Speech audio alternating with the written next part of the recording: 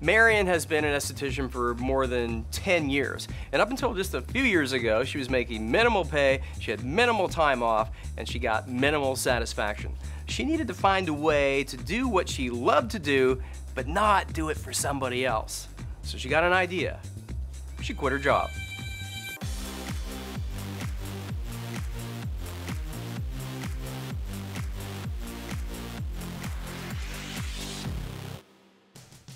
This is Pinups and Pompadours in Whitby, which does everything from haircuts to cosmetic tattooing. The owner is Marion Godwin.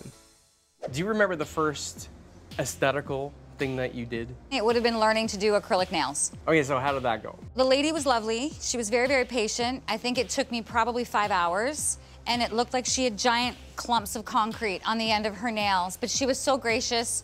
She said they looked beautiful. We covered them in nail polish, and she tipped me $1. Despite that rough beginning, Marion started a life of aesthetics. She loved the work, but working for other people, well... Working for other people, not so much, which is why I chose to open Pinups. I wanted a space where, first and foremost, my staff felt like somebody cared about them and celebrated their successes. Marion worked for someone else for years. She actually quite liked her last boss, which made for a difficult conversation. I just sat her down and I said, it's just time. It's time for me to do me. And I've learned so much from you, and I kind of want to cry when I think about it because it was really sad, and it was super scary. Always happy with that decision that you quit your job?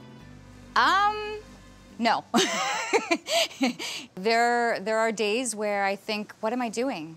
Why did I do this? I could just continue to work for somebody else and make a decent paycheck and clock in, clock out. But I chose the hard road, as usual. But I don't regret it 98% of the time. You know what? I always love taking care of people. Making sure that a woman feels as beautiful as she can possibly be has always been super important to me. You come here, people treat you with respect, they treat you with kindness, and that's why I stayed in the industry. I love this industry. So you're going to yoga? I am going to all-women's party tonight down at the dockside. You might be Marion's original customer. I might be. I might be. Yeah, so Still here. She dragged you along with her. She did. Kicking and screaming all the way. She is one hip chick.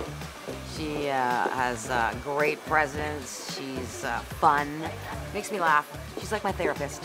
I get the sense that you come here not just because you need something done, but just to kind of hang out with her. Exactly. She's been with me 25 years. One client, 25 years. She was there when I gave birth to my son. Like, that's the relationship that you have with your clients. You are a product of this place. Yes. Yes, I am. All this. All of this is compliments. You should see me if I don't come to see Marion. It's not pretty.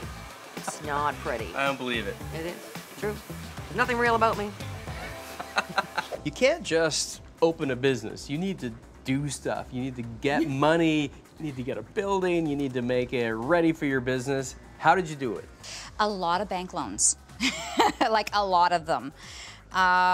When we took over this space, it was 2 units. 5 years ago, Marion and her husband Wayne gutted this 2,000 square foot place themselves to transform it into a quirky and classy salon. They also found a bunch of cool stuff in the basement. Things like slot machines and movie memorabilia. Weird stuff. So they worked that into the decor too. What did you know about getting bank loans? Business bank loans? Bupkis. I knew nothing.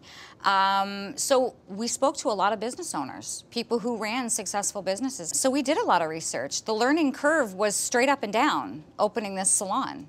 Marion affectionately calls her 6 staff and 3 renters the Island of Misfits Toys. And you only need to see how they pose for our hero shots to see why. So how many salons have you worked in over the years? Probably 3 or 4. I've been a stylist for 32 years. And now you're here. And now I'm here in the place I love to be. It sounds like it's kind of fun to come to work here. You guys do a lot of laughing? All the time. All the time. There's never a moment that goes unnoticed. We have a pretty cool motley crew going on here. We have renters, We have full-time staff, we have part-time staff, and everybody plays really nicely together. And that's how we like to keep it. There's one person who's here a lot, even though he has a job elsewhere. In fact, most people assume he works here. It's Marion's husband, Wayne. Open a hair salon, she said. It'll be fun, she said. Laundry isn't fun. I work for the City of Toronto. I'm lucky I'm on a shift schedule with the city, so it gives me a fair amount of days off that I can spend time here with Marion and filling in on the spots where she needs some help. It sounds like this was a really good decision for, not just for Marion, but for the whole family. It is at this point, because for your first 5 years, there's some weeks it's awesome. And there's some weeks it's like, what flavor do you want with your ramen noodles? It's that ups and downs. Once you get to a certain point, once people learn who you are, once you develop those relationships and you move forward, then it gets really, really fun. How key has your husband been in this whole business process? Huge. He talks me off the cliff daily. You know, he's there to hold my hand. He's there to pat me on the head and say, "You're okay, you got this." That's probably the biggest thing that he ever says to me is, "You know what, you've got this. You've got this, look what you did." And then I look around and go, "Oh my God, look what I did." Pinups and Pompadours is about as busy as it can be, enough to keep a dozen people working all year round. Still, if you think that makes Marion relax and confident all the time, you'd be wrong. My accountant said, "Okay, so this is what it's gonna cost for, you know, everyone's payroll at the end of the month," and I had to look, what? Wait a minute.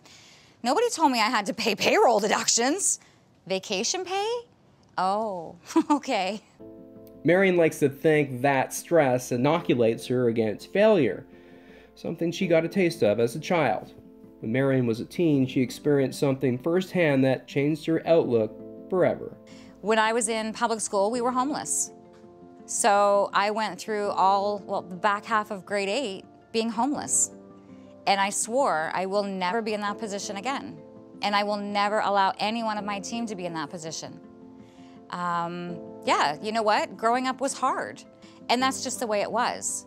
So you can choose to be a product of that, or you can choose to work harder and make sure that that never happens to you again, and that you can provide a place where people feel safe to come in and come to work and be happy and know that people care. Every day, whether home is crap, doesn't matter. You come to work and you're with your family. And that's what I hope I've created here. A lot of the girls we recruited right out of school. We went to the schools and said, "Okay, show me your smartest and your brightest." And the schools sent us students who were just getting ready to graduate. Experts say hiring folks right out of school has its benefits. This business counselor from the Canadian Federation of Independent Business says there's a financial benefit, but that's certainly not all. People right out of school, young, keen, talented, what are the benefits of hiring apprentices to get your business off the ground? Well, the government makes it easy for you.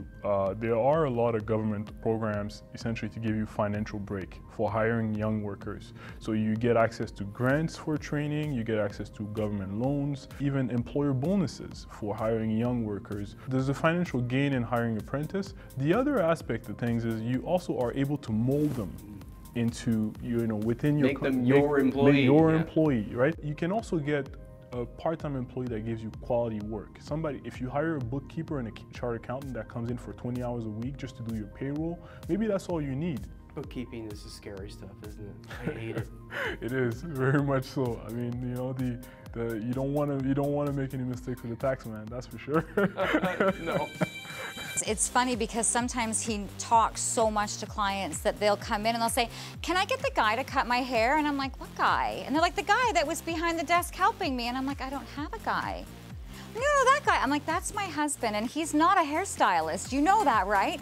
"No, I really want him to cut my..." "No, you don't. You really don't want him to cut your hair." But because he's been in this industry with me for so long, it's osmosis. He just picked it up. Has he ever cut someone's hair? Hell no.